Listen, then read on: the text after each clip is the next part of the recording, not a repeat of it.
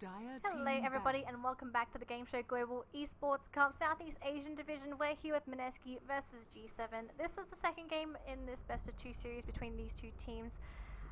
I know I didn't change the score. The first game did go to G7, so people that have just tuned in, G7 are sitting on a score of 1-0 so far. Mineski is still looking for a win in this series. So for G7, they're looking pretty good for having a win already under their belt.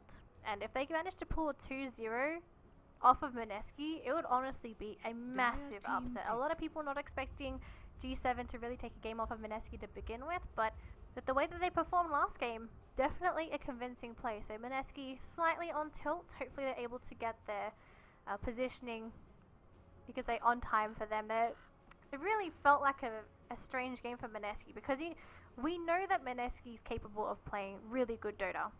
They're one of the top Southeast Asian teams, and sometimes they make some really flawless decisions, but I think for the last game it felt really strange, especially just watching them. Like, I watch a lot of Mineski games and it just wasn't characteristic of Mineski. So hopefully it does change up for them, whereas for G7, if they can just get the exact same result as last game, honestly, they would be happy off the back of just having that. Just getting those kills and securing themselves a 2-0 victory in the group stages will make them super happy. So we'll see who manages to take this second game of this best of 2 series. So G7 already won, Mineski 0. So let's take a look at these hero picks really quickly. So Mineski, they're already going to take the Slardar out of the pool. So no Slardar here for G7 in game 2. And this time they're also going to put a priority ban in towards the Undying. So we're not going to see an Undying either going in the way of G7, whereas for G7 they want to ban out the Wisp and the Alchemist. So Alch, definitely a warranted ban. Very difficult tier to deal with if you're not prepared, so going to take him out of the pool. And also Wisp. We've seen a lot of teams play Wisp. Very, very painful to watch a Wisp, especially if you're rooting for the other team that has to deal with the Wisp. Just so elusive and so annoying as well. Don't really want to play up against a Wisp. So our picks here for Mineski so far, it's looking pretty solid. They've got what is going to be a position 4 Tusk and their position 3 off lane at Doom. So they already secured a very strong off lane and also a very good support. Whereas for G7, they've got the deadly duo. They have the Darkseer Spirit Breaker. So expect a lot of charge Ion Shell Spirit Breakers this game during the laning phase. And for Mineski, they have to see this coming. I wonder how they're going to prepare the lane that the Darkseer is going to be in. Do they try and go for a very strong safe lane hero to play up against the Darkseer Spirit Breaker? Do they play very defensive with a farming carry plus a support that can keep them alive? Like, Dazzle probably wouldn't be in the best scenario. I guess Dazzle's not the best one, because you put the Wyvern, the Cold Embrace doesn't really heal you up from the Ion Shells either. So possibly Dazzle. So Dazzle +1 in the safe lane to play up against the Spirit Breaker Darkseer combo should be fine. But depends if Mineski wants to play G7's game, or if G7 is going to have to play Mineski's game. Because either team, depending on who gets the early game advantage, is the one that holds the momentum for the game, and they dictate the fights. And obviously if you can dictate the flow of the fights, you can typically get it in your favor, but there are going to be times when you will unfortunately lose those fights and give an advantage to the other side. And honestly, with the picks that we are seeing right now, it really could go either way. Laning phase will be super important for both sides. Doom needs levels. Darkseer Spirit Breaker needs levels. The Darkseer Spirit Breaker lane has to work. Otherwise, Spirit Breaker can rotate out, which is fine. Darkseer will get a lane, but they have to make sure that they don't lose control of that lane. Because you cannot just lose that lane if you're going to commit a little bit of energy into it. If they think they're not going to bother with that bottom lane, then just leave the Darkseer down there and should be fine by himself, unless you're dealing with supports like a Disruptor that's going to be able to send him back and catch him, or maybe even a Rubik support to keep the Darkseer in place. Like, Tusk is already very good at chasing Darkseer, so you just pick up another support to keep the Darkseer in place, and you should be able to keep him, catch him a couple of times, get those kills, and potentially force him off the lane. So our bans so far, it's going to be Gyro and Shadow Fiend banned here for Mineski, so getting rid of those really strong early to mid game carries. Like, they even scale very well into the late game, but typically they're also seen as those really strong early game carries. G7, they're going to show a respect ban here to the Wind Ranger, so no Wind Ranger for Despair this game, and also no Ember Spirit, surprisingly enough. It's a very elusive hero. You don't typically ban out a Ember Spirit unless you feel like you're not going to have the control to deal with it, and it looks like that might be the case as G7 picks up a Dazzle. So they have a aggressive support in the Spirit Breaker, and now they have a defensive mechanism in the Dazzle to fall back to. But Mineski, wow, we're going to pick up Alina. I haven't seen this hero in a while. Still a very strong hero, not top tier pick anymore, but she still has that niche where she has a crap load of damage. Now, my question is this going to be a core Lina? Teams still do occasionally run core Lina. I've seen more support Lina though, so we'll kind of lean towards support Lina for now. Tusk is a decent setup for Alina as well, by the way, so having these two together, you have a lot of burst as well as control just because the Tusk is able to set up for the Lina. So the Lina pick, I kind of like it here for Mineski. She will be a little bit flimsy though, especially when she doesn't have the Yules. If she's a core dealing with the Spirit Breaker, is LSA won't always land. Unless he gets the perfect LSAs every time, then we can give this guy a medal. But we'll have to see what this Lina is actually going to be, as there's still 2 more picks, so we don't really know what they're going to go for. G7 this time, they're going to pick up a Invoker. Now, Invoker in this scenario, I think he'll be able to do okay. His biggest fears, though, is being jumped on by Tusk and Doom. Heroes that Tusk has a gap closer, so he will definitely catch the Invoker. And obviously Doom for Doom purposes. You don't want to be hit by Doom, because Doom pretty much craps all over any magical based hero. So Invoker being one of them is going to have a lot of trouble when it comes to dealing with the Doom. So I think at this point G7 are going to have to think how they're going to play around this Doom and Tusk. Do they have to keep frontliners to protect the Invoker? Are they going to be using the Invoker as Quaswex to create space for a carry? Darkseid as well, it's going to guarantee them a mech. Dazzle guarantees a lot of survivability. Mineski going to go back for Queen of Pain. So it looks like it's going to be that offlane Doom, possibly a safe lane Queen of Pain and a mid Lina, unless it's a mid Queen of Pain and a safe lane Lina. They could potentially do this, or they could just flip everything on its head and go straight for a carry and then shift this into a support Lina. That's fine as well. But there's a lot of bursts now on the side of Mineski. You've got Sonic Wave and Scream, you've got Dragon Slave, LSA and Laguna Blade. Tusk does a lot of damage during the early portions of the game as well. So for Mineski, they have a pretty solid draft already. Lots of killing potential. And they also have some decent counter push as well. The Lina does really well when it comes to counter push. And G7, their only push is mainly going to be in a Invoker if he goes for Forged Spirits. It depends if it's going to be the Exile or Quaswex Invoker. We don't really know what kind of Invoker we're going to be seeing. I can't help but feel like I would like to see a Exile Invoker just because G7 are lacking a little bit of damage. Unless they feel like they need the control and they can pick up a final support that does damage. And Wraith King, he's good at delaying the fights. But Mineski can kill the Wraith King, that's fine, but he comes back anyway, so it's going to shift their focus onto Invoker and Darkseer instead. But the Wraith King will be a nuisance. So the Wraith King pick, as different as it is, it can function. So Gigabyte Mineski going to finish up the draft with a Bounty Hunter. So it seems that we're going to be possibly looking at something along the lines of Core Doom Lina Queen, unless Saber's taking the Tusk. So it's going to be an offlane Tusk. Is this really going to be Despair's taking the Doom, Catchall's taking Lina, so it's going to be support Tusk and, support Bounty and Lina, so it's going to be offlane Tusk, safe lane Doom, mid Queen of Pain, Trolley played offlane, Despair's mid Doom, so then Trolley would be playing, unless they're messing with me right now. We'll take a look at this in a moment, guys, as they kind of figure out what they want to do, but for G7, I think theirs is pretty straightforward. You can't lane this any other way. It is so obvious. If you don't know what lanes they're taking, I have no idea what's going on. But yeah, G7 definitely going to go for the Spirit Breaker Darkseer lane top. Invoker going to be heading mid, or is it going to be Wraith King? It could be Wraith King. I don't know if this is mid Wraith King. I don't think so. I presume it's going to be Invoker, because he has just gone for the standard Invoker mid items. We'll take a look. We will take a look. We'll see how it goes. Leo played the Shadow Fiend, so it is going to be a mid Invoker. So we'll do the quick introductions really quickly, and then we'll figure out what Mineski wants to do with their lanes. So for the moment, up into the top lane, we're going to have Batshow playing on the offlane Darkseer, Linger on the support Spirit Breaker, the Deadly Duo. We've got to keep an eye on these two up towards the hill here. We've got 6-pack support on our Dazzle, Leo on the Invoker, and finally we've got Che on our surprise Marks pick Wraith King, whereas for the side of Mineski, they're going to have Jesse Vash, their captain, their support playing on this roaming Bounty Hunter in towards the top of the river here. We're going to have Saber in what seems to be a offlane. What did Saber play last game? I know Catchall's support. That's a support Lina. Offlane Queen of Pain. Mid Tusk. Despair's on Doom. How do they want... I guess it's Trolley on the mid lane, Queen of Pain. Maybe they just change up their heroes, because Trolley played Brood last game.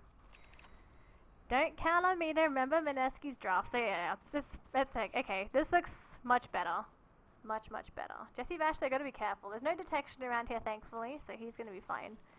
And 6-pack support. No sentries on him. There is one on the Invoker, so he can pop one into lane if he does feel a little bit under threat.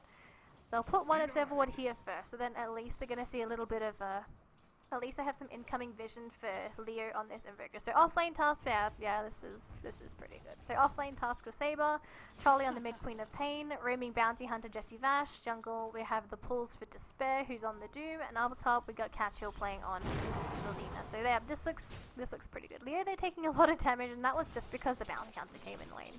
And he also has a sentry ward, so the moment he sees, or the moment he feels that there is a sentry ward in lane, he's just going to tango the ward and that's it. And unfortunately for Leo, he doesn't have another tango for 50 seconds, so he's not going to be able to eat the wards immediately. Unlike Jesse Vash, he has 2 tangos sitting as inventory, so he will roam around, and his main objective is to mostly be hitting this middle lane, but every now and again he can try and rotate into other lanes and hope he's able to get something else over there. Bottom lane, it seems for Saber is going to be pretty happy with this.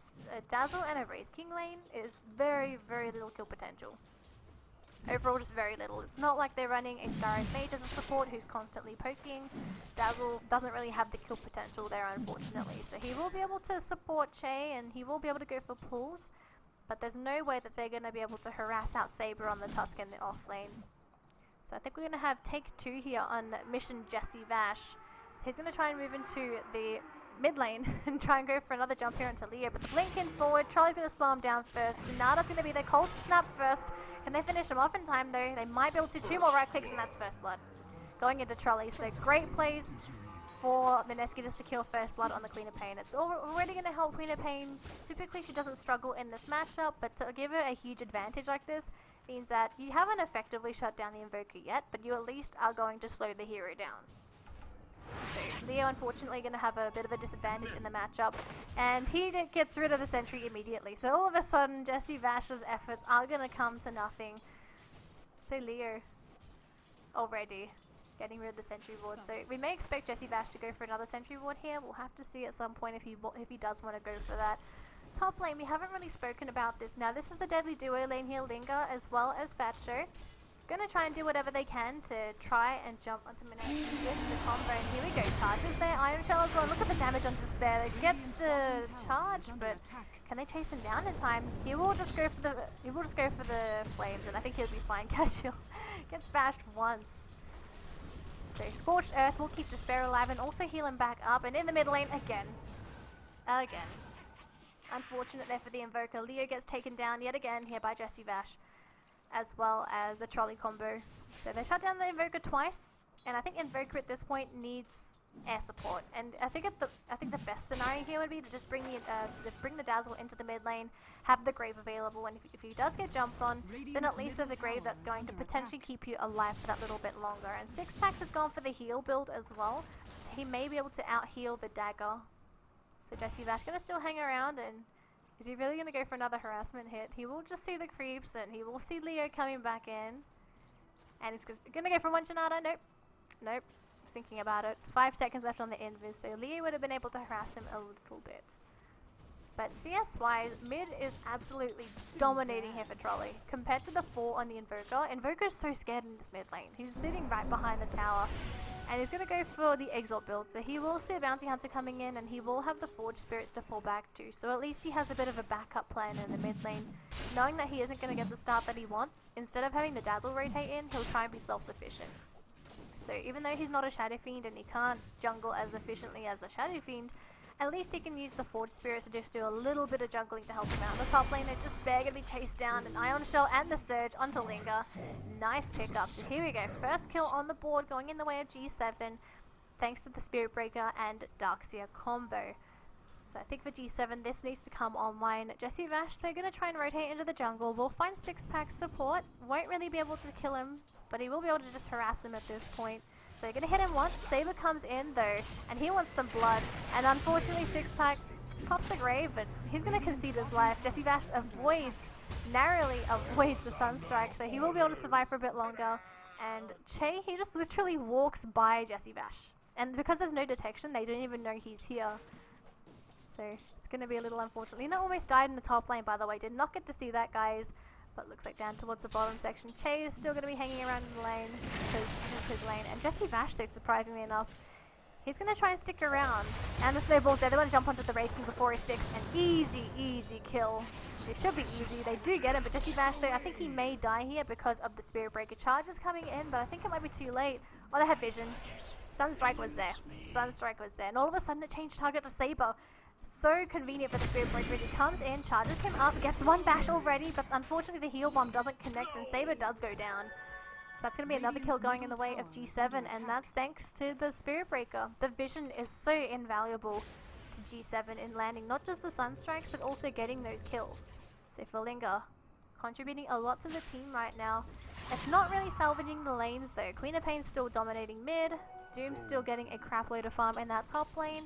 And after this, it's a Darkseer who unfortunately died. I did not get to see how he died. I presume it was a level 6 Doom. It is, so it's on cooldown. The Darkseer died because of Doom. Then there's the Tusk. There's another charge to follow through though. Now, if Despair goes back into lane, he is dead. If he rotates up, then he's fine. So he's going to keep on going into the jungle. And Facho's coming in. Nina's coming in as well. And will they be able to finish him off? One more right click. They just need one more. It's too late. They're too fast.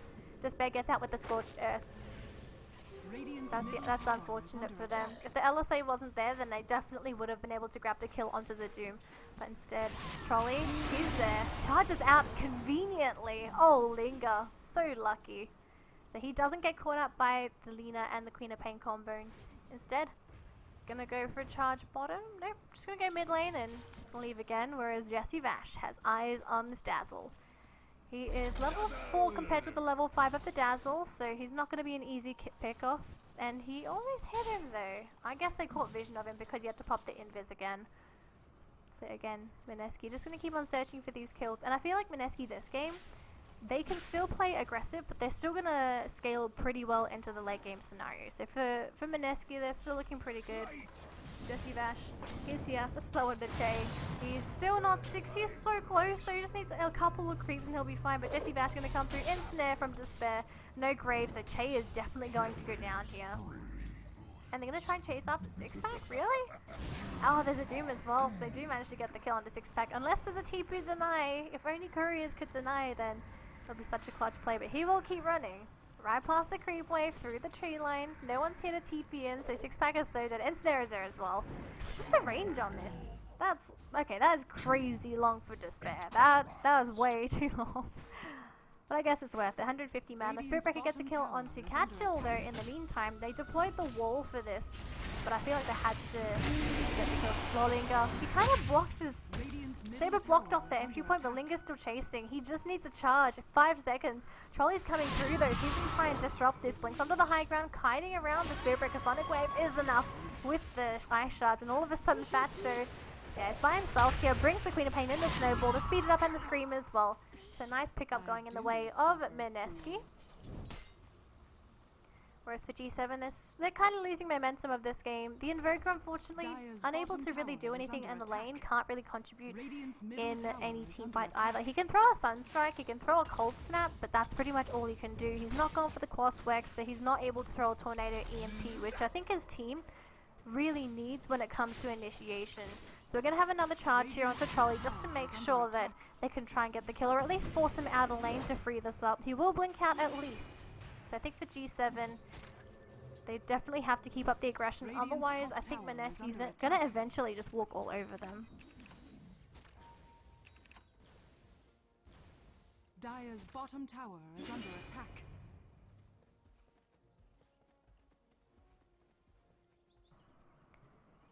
Okay, so meanwhile, in this top lane, so we've got 2 heroes here. We've got our Saber as well as our Jesse Vash. They're going to try and look for more kills, and I think the advantage here of running this Bounty Hunter this game is it gives them so much valuable vision, and it helps them set up the kills. They just need this vision. If they can spot those heroes out that they want, then they're able to jump in with the Queen of Pain, they're able to go in with the Tusk, And it just makes killing these heroes so much easier because at least you know what's going to be possibly coming your way.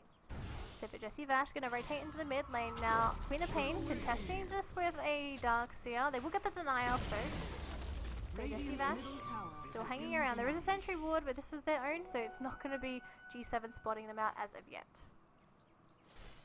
So let's take a look at the graphs really quickly, guys. About 10 minutes into the game, we have a slight lead here for Mineski, and we have an Invoker that's in the Ghost Walk. He's sitting in Ghost Walk in this top lane, just making sure that he's not going to die. He reveals himself, not with Jessie Vash here. There is no Doom. Oh, actually, never mind, there is a Doom. And they spot him, and it's a track kill, and it's going to be a very dead Invoker. He's just going to give his life away as he concedes. Dazzle gets a kill on the Tusk though in this top lane. It was with Linga as well as Che, so 1-to-1 trade. Obviously the Invoker a much more valuable target. Unfortunately for G7, the Invoker just doesn't have any sort of space to work with. Like, he needs farm, but his team can't really create enough farm or enough space to get him that farm. There'll be a blink out by Trolley. Charger's still there. They have vision of this Queen of Pain. Do they have the lockdown though? Nether Striker's available. Dust is deployed. Nether Striker's there. They have the damage. Sonic Wave deployed. Trolley gonna keep on running, and he's got no TB. No blink either, so they get him down. They're gonna chase after Jessie Vash as well. Bash is there, and unfortunately the Sunstrike doesn't land. Charge as well. He will earn himself, but he's gonna keep Jessie Vash alive. Dust again.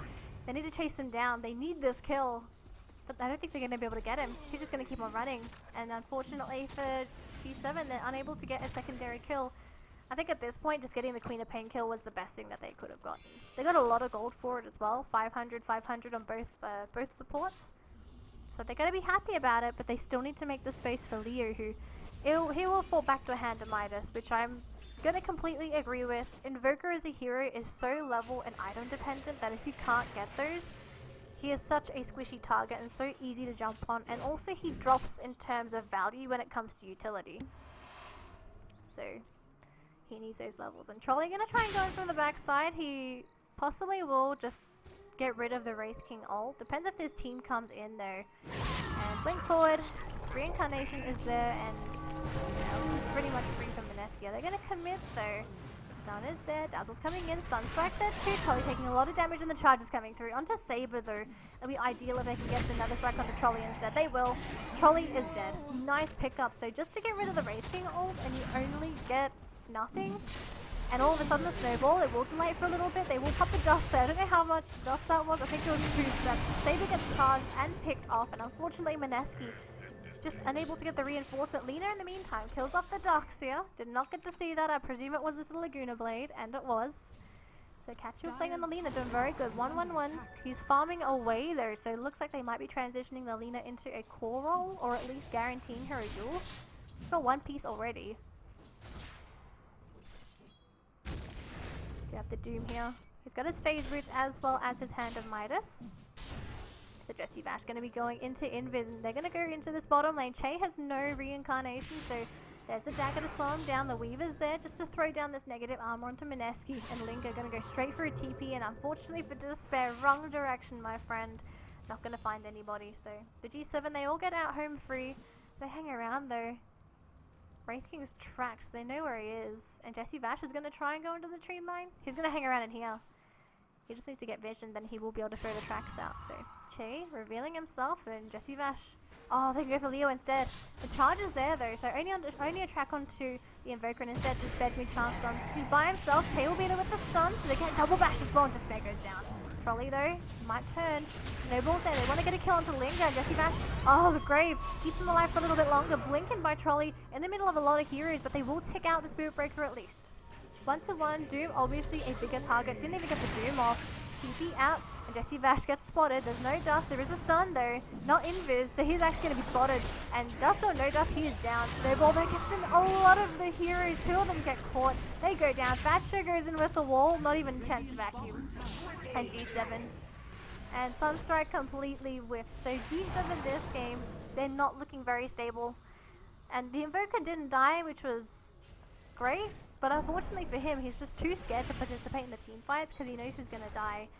And we have a quick DC on Linger, unfortunately. So we will have a quick pause as this happens before we move on into the game. So since I paused, we can take a look at the graphs really quickly. Anyway, we have a very nice lead going in the way of Mineski. It's progressively going down. It does go up every now and again, but still looking pretty good here for our Filipino squad, whereas for the Myanmar team, it's looking a little shaky.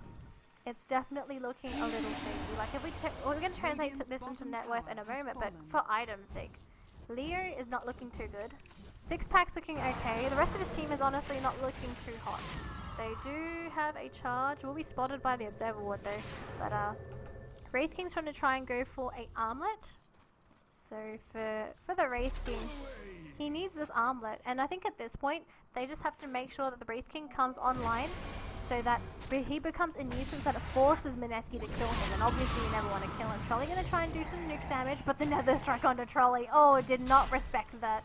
He does have a haste rune though, so I don't think they're chase after the Queen of Pain. If they had another charge, they could have potentially jumped onto the Queen, but with a haste rune and with that draft that doesn't really have too much lockdown, not easy to take down that Queen of Pain. So net worth as well, guys. Trolley as well as Despair leading the net worth charts. Gonna be happy. Charge onto Jesse Vash, but it's just going to be the Spirit Breaker. So Linger unable to do anything on his own. Got an urn though, so if he gets lucky, he could potentially get a nice solo kill onto Jesse Vash. Because he's not that squishy. And he's picked up a Staff of Wizardry and a Belt of Strength. Is this supposed to be a Necro Book? Is this supposed to be a Necro? It looks like a Necro Book. We'll have to take and see what We'll have to take a look later and see if Jesse Vash wants to go for the Necro Book. If he wants to go for a Necro Book, I can kind of understand that it helps him in the pushing department. It's gonna also help as free sentry, like free mobile sentry wards. So you can always chase down the Invoker. And I guess the mana drain is nice too, because Wraith King as a hero relies solely on having enough mana when he dies to get the reincarnation off. So if the bounty's expecting to get a Necro Book so he can drain the Wraith King's mana, then I could definitely see it. It just, he has to understand that Che at some point is going to get tanky enough and have a mana pool large enough so that he really wouldn't be too bothered about Necro Book. So Che for the moment, he's looking pretty good as long as the Necro Book's not online yet. But we have a contender coming in and he doesn't like that armlet. He doesn't want anyone to contend with his punches. So just gonna go throw the shards for now. Just the shards. So Despair just gonna farm up the enemy jungle and oh, Fat Show. Fat Show, I don't think you want to go up there. They do spot him as well, so they know that Despair is here, but there we go. There's the charge. I hear a Walrus Punch, and they're gonna jump straight onto Saber, so it looks like we're gonna be G7 the ones to make the move onto this Tusk. He will pop the mechanism though to keep him alive for a little bit longer. And who else is here? Dazzle goes down, charges there, they get him, but Despair gets bashed up, can't even get the Doom off. And Doom has not been popped yet. Actually, it does not. Actually, it has been popped. Never mind, guys. And Link is being chased up by Despair as well as Jesse Dash. Does get picked off though. And oh, Che, you don't want to be here, Che. Just get out of here. You're losing HP with your armlet. He's keeping it toggled on, and this is it. He has his reincarnate, but the cooldown on this is ridiculously long. So he comes back, gets retracked, and he's retreating. And he wanted to die so bad in that fight, so he was able to slow them down, but oh, G7 just unable to really do anything about it, unfortunately. So Six Pack, he's back up. Unfortunately, I don't know if it's going to be too much of a help. Lina, in the meantime, has picked up a Yules. So this is supposed to be a support Lina. Catchel doesn't even have to participate in 90% of the kills, and he's fine. He's fine, his team's making space for him, he has the Yules. Charge onto Saber though. There's no one nearby except for Leo. And Leo in this situation doesn't want to reveal himself yet. He's still trying to farm away his next item, and it's going to be the Necro Book for himself too. So Jesse Vash, it is a Necro Book. It's a Necro Book. Necro 2 actually. Is it both his? Yeah, Necro 2. So Jesse Vash, raining gold, Necro Book 2 on him. So it's going to be useful both for both the Invoker and the Wraith King. So can't rely on Invis, and the Wraith King won't have enough mana. So it looks like Mineski just having a dominating performance so far. And with the track kills as well, it's just getting them further and further ahead. So easy roast going in the way of Mineski. G7 unable to really contest it, not even having Observer Wards there, but by the time they scouted it, it was pretty much too late. Roche is down, their heroes are still in their side of the map, and unfortunately for them, they're just not ready to fight yet. They can still rely on high ground advantage, but for how long though? Is this Necro Book 3 already? No, it's just 2. Looks like 3 for some reason. Looking quite big. But for G7 though, game is looking pretty hard. Is looking very hard.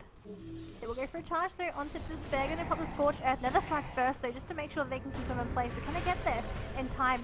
Too far back. All of a sudden the snowball onto Linger. They will get the Spirit Breaker kill at least, and Chain, do they really want to go in? Doom has been deployed already on just Wraith King. 42 seconds, Linger dies. And looks like that is going to be it here. Jesse Vash pops a track, but that's about it. And look at Trolley, didn't even participate in the fight, has a Ags, ready to be picked up on the courier. And G7, they're the ones to be retreating with their tail between their legs. As even if they try to show some aggression, it's very difficult for them to get it to execute. They don't have the burst damage to take down heroes quite easily.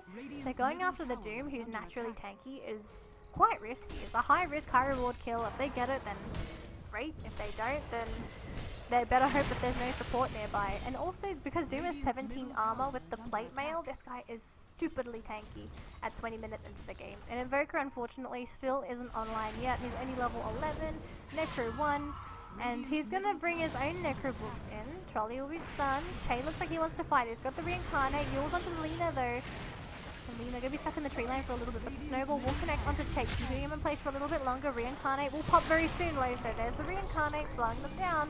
Where's G7? They're fighting the backside, just gonna go for kill onto Despair, and now Chase blocked off, so he's gone down.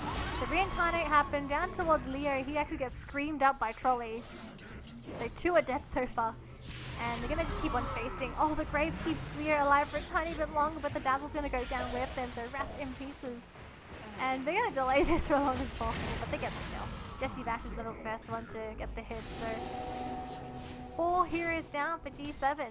And for Mineski, they lose nobody in the process. They get track kill after track kill after track kill. They kill off the Wraith King, which is what G7 wants, but then they can't even get the hero kill that they wanted in the backside. So G7, I think their draft is almost expired at this point. They would have relied solely on the Wraith King and the Invoker, but the Invoker had such a bad start in the laning phase. He was never really able to come online. He's just finished up 200 snowballs. And the Wraith King, unfortunately, with just an armlet, Wraith King really isn't that scary. Like, you just run away from him. There's no gap closes, there's no blink, there's no force stuff. There's just no way for Wraith King to really get into the fights and be scary. If he jumps on top of you and then starts hitting you with an armlet, that's when things get a little bit steamy.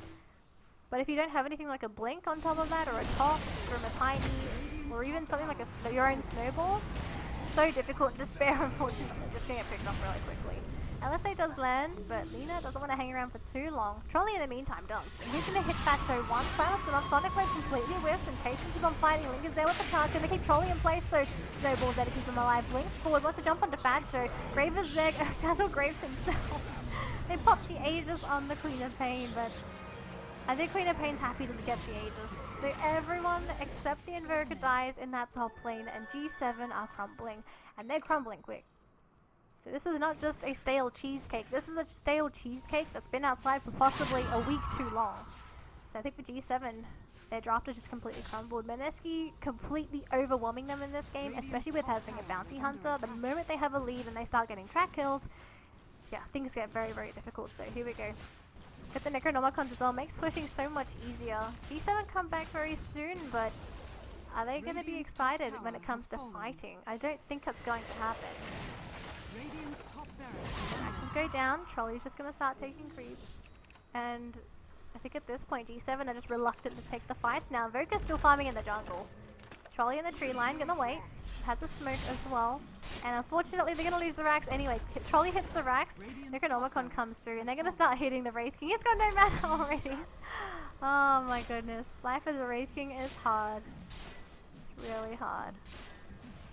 It's got 1 charges, but if you have no mana from 1 drain, yeah, I wouldn't really think you're in a very good position. Oh my goodness. And all of a sudden, they jump into Thatcher, he just melts. Oh, Trolley just gets him so easily. So fat. 23 minutes in, Orchid, Ags, and also a point boost. Not point boost, an ultimate. Nope, never mind, it's a Lincoln Sphere now. Lincoln Sphere got, yeah, we got so many items coming through. Even a Bloodstone on the support Lena. This is stupid. This is stupid amounts of farm. Like, you'd probably think that the gold rate in Dota 2 is double for Mineski. Not because of the bounty, but just the standard rate. Now Snowball just gonna hit the creeps. Kind of scaring away G7 here, but Trolley blinking forward. Didn't kill off the summons. So Invoker's best friends.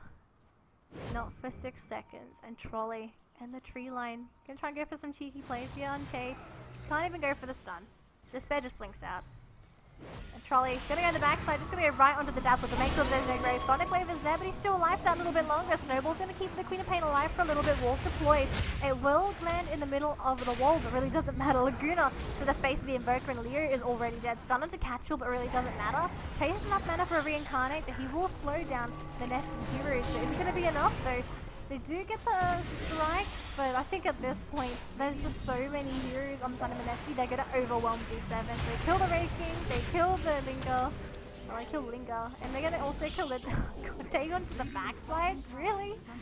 Oh my goodness, this is a game to end all games. So Mineski, they get the revenge in the second game versus G7, so Mineski just kicked G7's butt this game. Last game, it was a little bit closer, but obviously more G7 favored. So for Mineski, having a little bit of a redemption game there is the best thing that they could have asked for. So congratulations to G7, or sorry, to Mineski, as they're able to turn the series into a 1-to-1 scenario. Whereas for G7, they went for an Invoker pick, which didn't work out during the early game, and then from that point on, we're not able to get him back online. So Leo was effectively a non-factor for the majority of the game. So guys, thank you so much for watching the second best of 2 of the day. This is still a Southeast Asian region. This was between G7 versus Mineski. We have one more series up for you for Southeast Asia before we move on into Europe. It's going to be G7 again, but this time they are going to be playing up against, let's check the schedule. So G7 up against Kappa 123 in 30 minutes. Alright, so apparently we have quite a bit of time till the next game. So guys, if you want to tune into that, come back in about 30 minutes. Otherwise, you are free to go. Thank you so much for watching the game, guys. If you like the casts, then give me a follow on my Twitter page. Give me some feedback as well. People are a little bit too shy for some reason. So top right hand corner if you do want to go over to my Twitter page. And also just give me feedback. That'll be awesome. So guys, thank you so much for watching the cast. I'll be back at 30 minutes for G7 versus Kappa 123. Just take a chill, guys. I'm going to try and take a break as well. Partly dying. See you soon.